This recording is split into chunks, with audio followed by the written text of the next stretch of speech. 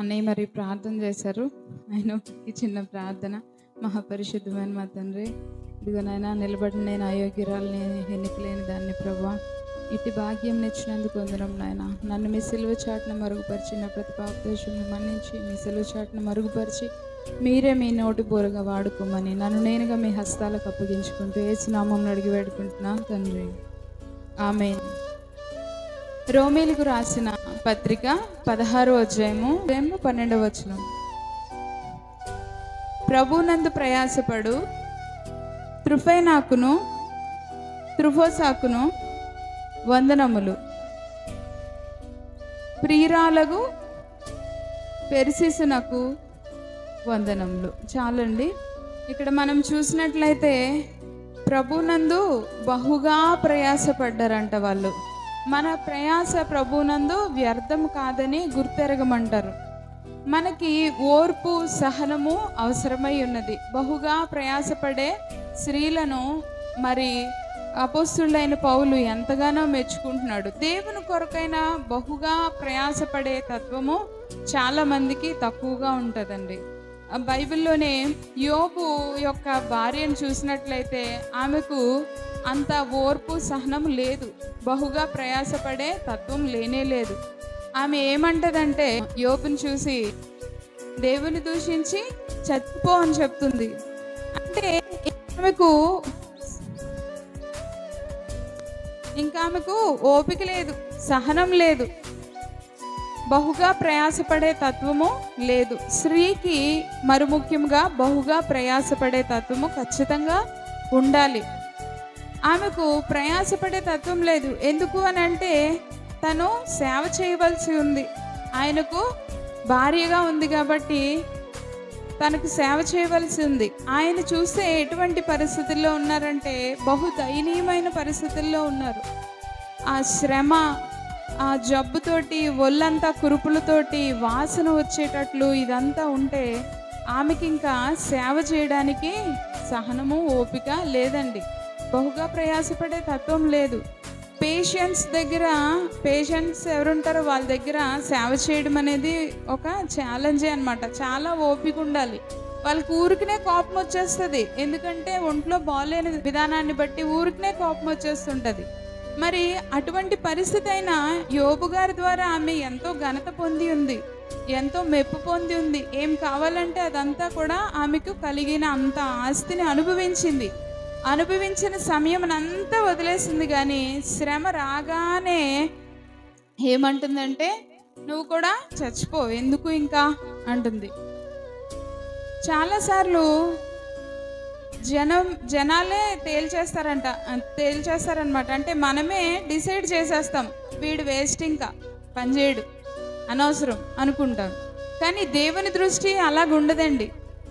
ఆమె ఏమనుకుందంటే యోబు భక్తుడిని చూసి ఆమెకి ఎందుకంత అసహ్యము, ఎందుకంత చిరాకు, ఎందుకంత అసహనము వస్తుందంటే ఆయనకు ఉన్నయన్నీ కోల్పోయిన వారిని ప్రజలు వేస్ట్ అన్నట్టు, ఇంకా మన దృష్టిలో ఏంటంటే వాళ్ళు ఫినిష్ అయిపోతే బాగుంది, ఇంకెందుకులే అనుకుంటాము.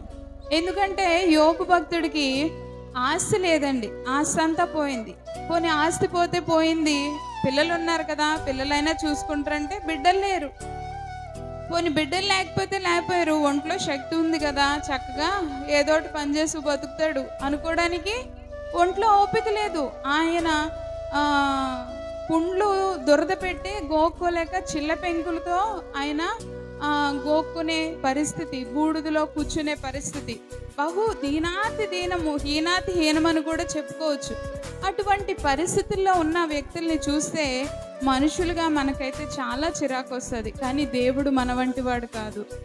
ఆయన ఎంత ప్రేమమయుడు అంటే ప్రతి ఒక్క ఆత్మ కూడా ఆయనకి విలువైందే. మనమైతే డిసైడ్ చేసేస్తాము, ఇంకా నడుము పడిపోయిందంటండి, ఆయనకి నడుము నిలబడదంట. అలాగే ఇక మంచం మీద ఎందుకులేండి, ఆ కష్టం ఎవరికి రాకూడదు, ఇలాగా ఒక అంచనా వేసేస్తారు. వీళ్ళు ఇంకా పనికి రారు, వేస్ట్ అనుకుంటారు. కానీ యోబు భక్తుడి దగ్గర ఉన్నది ఏంటంటే భక్తి అండి.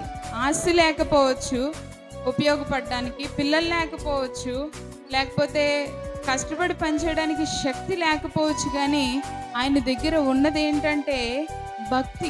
భక్తి అనేది చాలా లాభసాధకమైన సాధనం అని చెప్పొచ్చు. ఎందుకంటే 1 తిమోతి పత్రిక 6:6లో చూస్తే భక్తి లాభసాధకమని ఉంటుంది. చూడండి, 1 తిమోతి 6:6. సంతుష్టి సహితమైన భక్తి, దైవభక్తి గొప్ప లాభసాధకమై ఉందంటండి. ఈయన ఏం కలిగి ఉన్నాడు? దైవభక్తి కలిగి ఉన్నాడు. అలాగే 1 తిమోతి 4:8 చూస్తే శరీర సంబంధమైన సాధకము కొంచెం మట్టిగా ప్రయోజనకరం, కానీ దైవభక్తి ఇప్పటి జీవ విషయంలోనూ రాబో జీవ విషయంలోనూ వాగ్దానంతో కూడినదయ్యన్నందున అది అన్ని విషయంలో ప్రయోజనకరమైందండి. ఈ స్త్రీలు ఉన్నారు కదా, బహుగా ప్రయాసపడిన స్త్రీలను జనాలు చూస్తే వాళ్ళకి వెర్రివారులా అనిపిస్తారు. దేవుని సేవకులకి ఎవరన్నా చాకరీ చేస్తున్న స్త్రీలను చూస్తే ఎంత తక్కువ చూపు చూస్తారంటే, ఎంతసేపు వెళ్ళి వాళ్ళకి చాకరీ చేయడమే, వాళ్ళకి ఏదో పాలేరులాగా అనుకుంటారు. కానీ అది ఎంత ఉపయోగకరమైందటండి. ఇప్పుడు జీవ విషయంలో ఇప్పుడు లోక విషయంలోనూ రాబో జీవ విషయంలో కూడా ప్రయోజనకరమైనది. మరి యోబు భక్తుడికి ఏమీ లేవు, కానీ ఆయన చేసిన భక్తి ఉంది. ఆయన చేసిన భక్తి అనే నిరీక్షణ ఉంది. నేను ప్రాణంతో ఆయన్ని మరలా చూస్తానని చెప్తున్నాడు. నా శరీరము చివికి క్షీణించిపోయినా సరే నేను ఆయన జీవంతో చూస్తాను. ఇంత ధైర్యము, ఇంత గొప్ప నిరీక్షణ ఎక్కడి నుంచి వచ్చిందంటే భక్తి చేయడం ద్వారా వచ్చింది. చాలా మందికి భక్తి వెర్రితనములాగా అనిపిస్తుంది. బహుగా శ్రమ పడే తత్వం అయితే చాలా మందికి ఉండదు. అసలు భక్తి చేయడమే కష్టంగా భావిస్తూ ఉంటారు. బహుగా శ్రమ పడ్డారంట వారు, కానీ దేవుని విషయంలో అదే వారికి ఉపయోగకరంగా ఉంటుంది. అందుకే భక్తుడు చెప్తాడు, మీరు ఇహలోకంలో ధనం సమకూర్చుకోవడానికి ప్రయాసపడవద్దు. ఇహలోకంలో అయితే చెమట కొట్టేస్తుంది, కానీ పరలోకంలో మీ ధనము అధికమవులాగన మీరు ప్రయాసపడండి అని చెప్తున్నాడు. అట్లాగే అపోస్తుల కార్యములు 9:36 చూసినట్లయితే అక్కడ ఒక స్త్రీ కనిపిస్తుంది, బహుగా ప్రయాసపడిన స్త్రీ. అపోస్తులు రాసిన పత్రిక 9:36.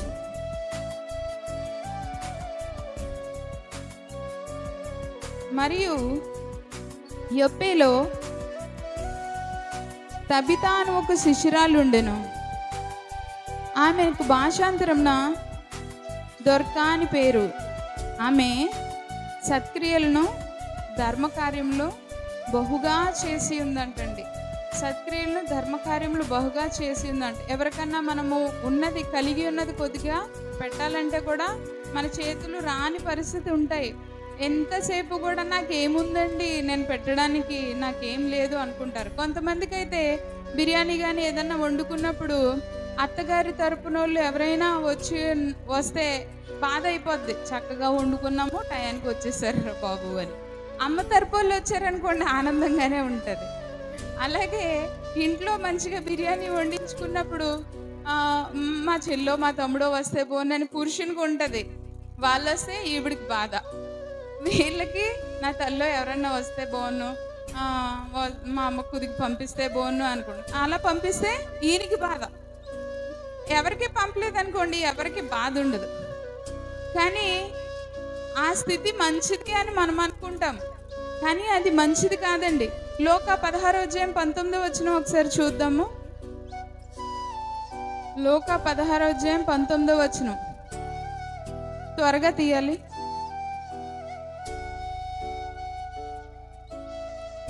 ధనవంతుడు ఒకడుండెను. అతడు ఓదా రంగు బట్టలను సన్నపనార వస్త్రములు ధరించుకొని ప్రతిదినము బహుగా సుఖపడుచుండెడు. వాడు ఇతనికి ఎలాంటి ఇబ్బందులు ఏం లేవండి. బాగా ధనవంతుడంట. అతని పని ఏంటంట, వీరందరూ బహుగా శ్రమ పడుతుంటే బహుగా సుఖపడుచుండేవాడంట. మరి ఇంకా 22 చదవండి. లోకా 16:19 ఆ దరిద్రుడు అక్కడే ధనవంతుడు ఉన్నాడు, లాజరు కూడా ఉన్నాడు. అయితే లాజరు చనిపోయాడు. ఆ దరిద్రుడు చనిపోయి దేవదూతల చేత అబ్రహాం రొమ్మున ఆనుకుంటా కొనుక్కోబడిను. ధనవంతుడు కూడా చనిపోయి ఏండి పాతి పెట్టబడిను. అప్పుడు అతడు పాతాళంలో బాధపడుచు, ఇక ఇదంతా మనకి తెలిసిన విషయమే.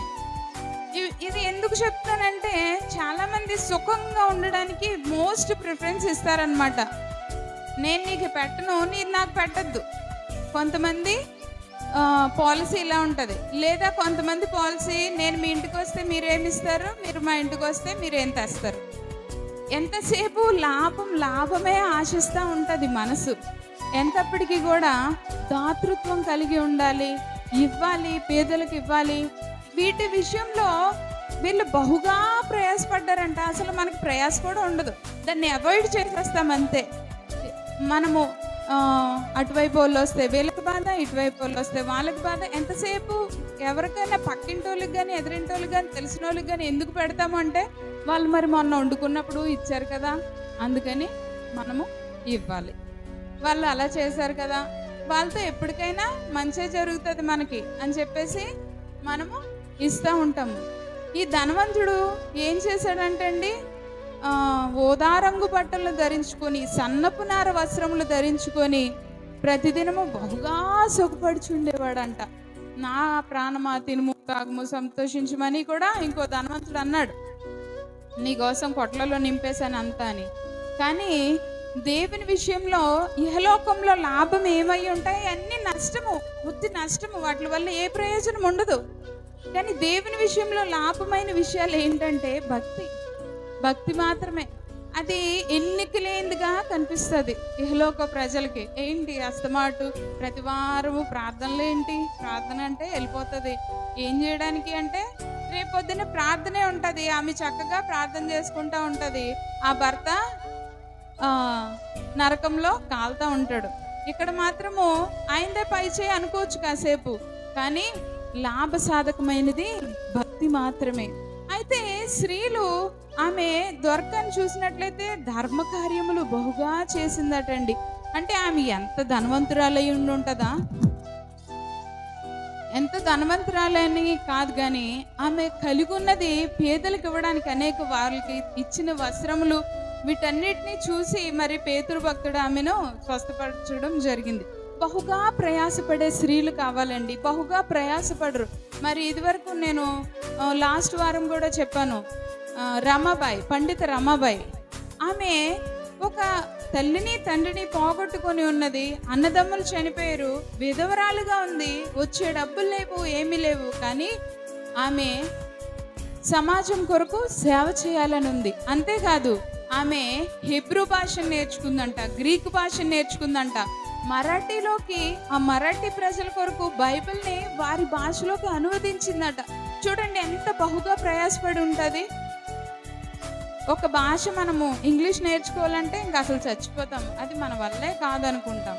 కొన్ని హిందీ అది కష్టమే, తమిళ అది కష్టమే, కొంచెం తెలుగు దగ్గరలో ఉంటుంది. మనకు అనవసరం, మనకి ఏ భాషలు వద్దు, ఏం నేర్చుకోవద్దు, ఇంట్లో కుదురు కూర్చొని సీరియల్స్ చూసుకుంటూ వంట చేసుకుంటూ ఇలా ఉంటే చాలు, ఇదే నా జీవితము అనుకుంటారు. మరి పండిత రమాబాయి అదే తన జీవితం అనుకోలేదండి. ఆమె అప్పటికి ఒక కాలేజీలో లెక్చరర్ అయి ఉంది, ఆమె కొన్ని సబ్జెక్ట్స్ టీచ్ చేస్తుంది. ఆమె ఇంటి దగ్గర కొంతమంది అనాథలు, వితంతువులు, బాల్య వివాహములు చేసుకొని భర్తలు చనిపోయిన వాళ్ళందరికీ ఆశ్రయం ఇస్తుంది. ఇన్ని పనులు చాలా అన్నట్లు ఆమె ఇంకా హెబ్రూ గ్రీకు భాషలు నేర్చుకోవడం అంటే మాటలు కాదండి, అవి నేర్చుకొని బైబిల్ని మరాఠీలో కూడా అనువదించింది. ఎందుకు అంటే ఆ ప్రజల కోసం బహుగా ప్రయాసపడింది. ఎందుకు అంటే దేవుడు మన కోసం బహుగా ప్రయాసపడ్డాడు. ఈ జీవితంలో మనకి ఎంతసేపు కూడా చిన్న చిన్ని కలతలు, చిన్న చిన్ని వివాదాలు, నువ్వు నన్ను ఏమన్నావు, నేను నిన్ను ఏమన్నాను, నీ మాట గెలిచిందా, నా మాట గెలిచిందా, ఇదే ప్రభువుకి దీంట్లో ఏదన్నా మహిమకరంగా ఉందా లేదా అనేది ఆలోచించము. సెల్ఫ్ ఈగో నెగ్గిందా లేదా, ఈ రోజు నా మాట నెగ్గిందా లేదా, వీటి మీదే మన దృష్టి ఉంటుంది. కానీ దేవుని కోసము బహుగా ప్రయాసపడ్డారు ఆ స్త్రీలు, బైబిల్లో రాయబడ్డారు. ఎవరండి త్రుఫైనా, త్రుఫోసాకు ఎవరు, పెర్సిస్ ఎవరు, మనకి తెలియదు. కానీ ఇప్పటికీ వారి గురించి మనం ఎందుకు చెప్తున్నాము? వారు పెద్ద స్టేజ్ల మీద నుంచొని ప్రవచించేశారా? కాదు, ప్రయాసపడ్డారంట. స్త్రీకి మొదట ప్రయాసపడడం అనే గుణము ఖచ్చితంగా కలిగి ఉండాలి. ఇంకా మనం చూసినట్లయితే యోహాను సువార్త 15వ అధ్యాయము 8వ వచనం ఒకసారి చూద్దాము. మీరు బహుగా ఫలించుట వల్ల నా తండ్రి మహింపరచబడును, ఇందువల్ల మీరు నా శిష్యులగుదురు. మనము బహుగా ఫలించేవారుగా ఉండాలి. మరి పండిత రమాబాయి ఆమె బహుగా ఫలించడం వల్ల దేవుడు మహింపరచబడ్డాడు, దేవుని సేవ కొనసాగించడం జరిగింది. అట్లాగే కొరింథీయులకు రాసిన పత్రిక 8వ అధ్యాయము 2వ వచనం చూసుకున్నట్లయితే, కొరింథీయులకు రాసిన పత్రిక 8వ అధ్యాయము 2వ వచనము, ఏలననగా 2 కొరింథీ 8వ అధ్యాయం 2వ వచనం, ఏలననగా వారు బహు శ్రమల వలన పరీక్షింపబడగా అత్యధికముగా సంతోషించిరి, మరియు వారి దాతృత్వం ఎలా ఉందంటండి? బహుగా విస్తరించిందంట. మన దాతృత్వం ఎలా ఉంటుందండి? బహుగా కాదు. శుక్రవారం ప్రార్థనలో కానుకేయాలంటే 100 ఆలోచనలు. 30 రూపాయల, 50 రూపాయలు వేద్దామా, 20 వేద్దామా, అయ్యో ఇది రేపు దానిక నుంచేనే, దీనిక నుంచేనే అండి. పిల్లలు అడిగినప్పుడు, బయటికి వెళ్ళినప్పుడు 30 కాదు 100లో ఇలా జారిపోతుంటాయి. ఈరోజు 1000 రూపాయలు ఖర్చు అయిపోయింది, ఏమీ లేవు తెచ్చినాయి అనుకుంటాం. అలాంటప్పుడు మనకి ఏమీ అనిపించదు. ఎందుకు? మన కోసం కొనేసుకున్నాం కదా, అవన్నీ ఏమీ అనిపించదు. ఇప్పుడు ఏంటి? కానుకేయాలి, దేవునికి ఇవ్వాలి. అది కూడా ఉండదు కొంతమందికి. పాస్టర్ గారు వాళ్ళకి వేస్తున్నాను, ఇప్పుడు 100 ఆలోచనలు ఉన్నది. 100 రూపాయలు వేయాలంటే అసలు ఇంకా పెద్ద ఆలోచనలే వస్తాయి. ఒక 50 రూపాయలు వేయడానికి 100 సార్లు. కానీ దేవుడు ఏమనుకుంటాడంటే, నువ్వు 100 ఇస్తే నేను నీకు 1000 ఇస్తానమ్మా, నువ్వు 50 వేస్తే నేను నీకు రెట్టింపుగానే ఇస్తాను. అంటే మనము దేవునికి ఇస్తున్నాం అనేది కూడా ఉండదు. కానీ కానుకేయాలి, ఎంత వేసేయాలా, అబ్బో ఎంత వేసేయాలి. చిన్న స్వభావం, చాలా చిన్న స్వభావం అంటారు దాన్ని. నారో మైండెడ్గా ఉంటుంది. మన ఆలోచనలు ఎప్పుడు కూడా బ్రాడ్ మైండెడ్గా ఉండాలి, విస్తరించి ఉండాలి, దేవుని వైపు ఉండాలి. లాభసాధకమైనవి ఇహలోకపరమైనవి కాదు, కానీ కేవలము పరలోక విషయమైనవే. యోబుకి ఏమీ లేదు లోకంలో సాధించడానికి, ఆశ అనేది కూడా ఏమీ లేదు. ఆయన దగ్గర ఉన్నది ఒకటి ఏంటి అంటే భక్తి చేయడము నేర్చుకుంటే మనము చాలు. ఇక్కడ కొరింథీ పత్రికలో వారు ఎలా అంటే వారు చాలా పేదవారంట, నిరుపేదలు. మామూలు పేదతనం కాదండి, నిరుపేదలు. అంటే ఓ పూట ఉంటే ఓ పూట ఉంటుందో తెలియదు. అటువంటి వారి దాతృత్వం అంట విస్తరించిన కాదు, బహుగా విస్తరించిన, అంతలాగా విస్తరించిందంట. ఎలాగున్నారు వారు? ఏలననగా వారు బహుశ్రమల వల్ల పరీక్షింపబడగా. మనకి శ్రమ రావాలే కానీ అండి ప్రార్థన చేయము, రెగ్యులర్గా ప్రార్థనలకు రాము, దైవజనులు గౌరవించడం తెలియదు, సరిగ్గా వాళ్ళకి ఆతిథ్యం ఇవ్వడము తెలియదు, దేవుని చెప్పే ఆజ్ఞలు అన్నిటినీ ఫాలో అవ్వం. కానీ శ్రమ వచ్చిందా అయిపోయాడే దేవుడు. మనకి ఇంక శ్రమ రాకూడదు, ఎందుకంటే యేసుప్రభుని నమ్ముకున్నాగా, శ్రమ రాకూడదు. అంతేగాని ఆయన చెప్పిన మాటలేంటి, ఆయన న్యాయ విధులేంటి, ఆయన కట్టడలేంటి, ఆయన ప్రేమ ఏంటి, ప్రేమ కూడా బహుగా ప్రేమ ఉంటుందని ఇంకా చెప్పుకుంటూ పోతే సమయం అయిపోద్ది. కానీ ఆయన ప్రేమ చూపించడం కానీ వీటిల్లో ముందు ఉండరు. కానీ వారు బహుశ్రమల వల్ల పరీక్షించబడ్డారంట. ఎన్ని శ్రమల వల్ల పరీక్షించబడినా కానీ అత్యధికంగా సంతోషించారంట.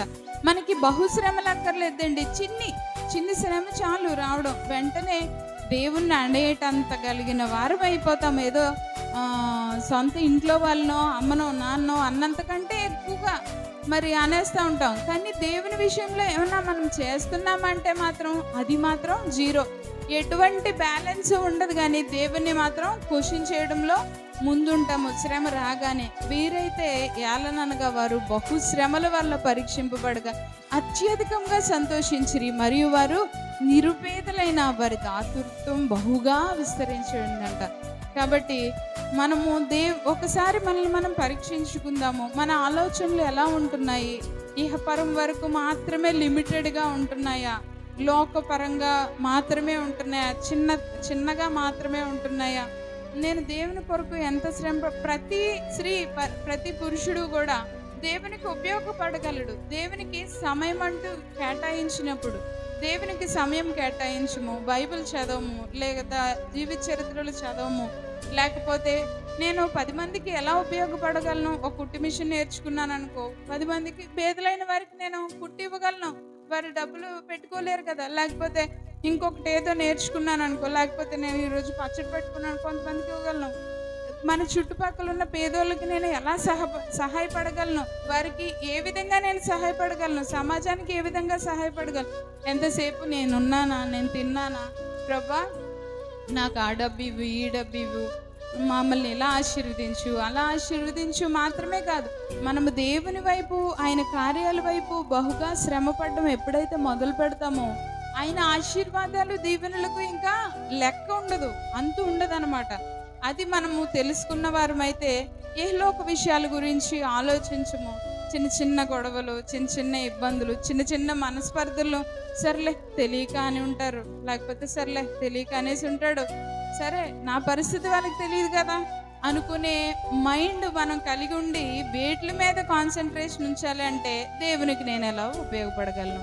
ఎందుకంటే దేవుడు ఈ అందమైన లోకాన్ని చూడడానికి మనకి జీవితాన్ని ఇచ్చిందే చాలా గొప్ప గిఫ్ట్.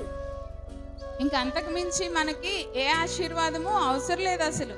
అలాంటప్పుడు నేను దేవునికి ఏ విధంగా ఉపయోగపడగలను అనేదే మనం ఆలోచించాలి. కానీ ఈ ఆలోచనలు సాతాను ఆలోచించనివ్వదు. భక్తి చేస్తుంటే ఏదో చిన్న శ్రమ తీసుకొచ్చి అంటది, ఎందుకేనా భక్తి చేయడం, ఇంకెందుకు భక్తి చేయడం అనగానే మనం వెంటనే దాంతో పాటు దానికి ఓటేసేస్తాం.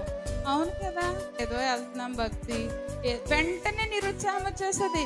వెంటనే ఇక మనము నమ్మిక ఉండదు. అయ్యో దేవుడు ఇంత గొప్పవాడు కదా, శ్రమలు వస్తాయి, శోధనలు వస్తాయి, మన గమ్యం ఏంటి, మనం ఎక్కడికి చేరాలి, మనం ఎక్కడ వారము, మనము ఏ దేశపు వారము, మనం ఎక్కడి నుంచి వచ్చాము, మనకి ఏంటి అనేది, మన గమ్యం ఏంటి అనే దాని గురించి మనము గనక మనసు పెట్టినట్లయితే తుచ్చమైన లోకాశ ఇప్పటి కాలపు శ్రమలు ఎన్నతగినవి అనేది కాకుండా కొంచెం కాలం మట్టుకే ఈ శ్రమలు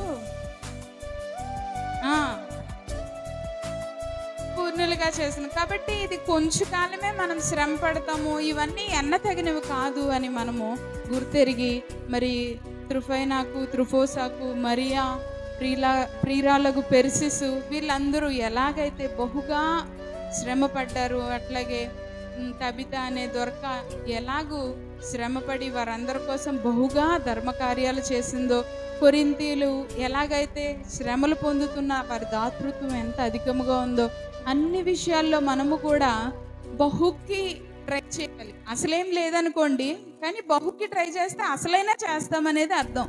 ఒక భక్తుడు అంటాడు, ఆకాశానికి ఎగరాలి అంటే ఆకాశం అంత ఎత్తున్న చెట్లనైనా అందుకోవడానికి ట్రై చేయాలట. ఆకాశానికి ఎగరాలంటే అంత ఎత్తున్న చెట్లనైనా అందుకోవడానికి ట్రై చేయాలి.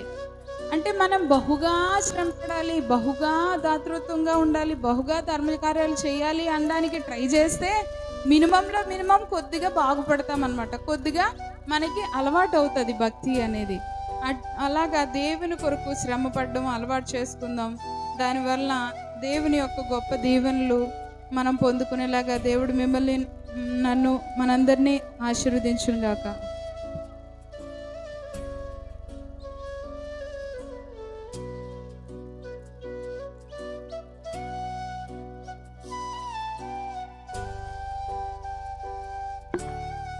ప్రభునందు ప్రియమైన దేవుని బిడ్డలారా, దేవుని సన్నిధిలో ఏమేమో చాలా చక్కని విషయాలు మనం ఉంచింది. దేవుని కొరకు వారు బహుగా ప్రయాసపడినటువంటి వారు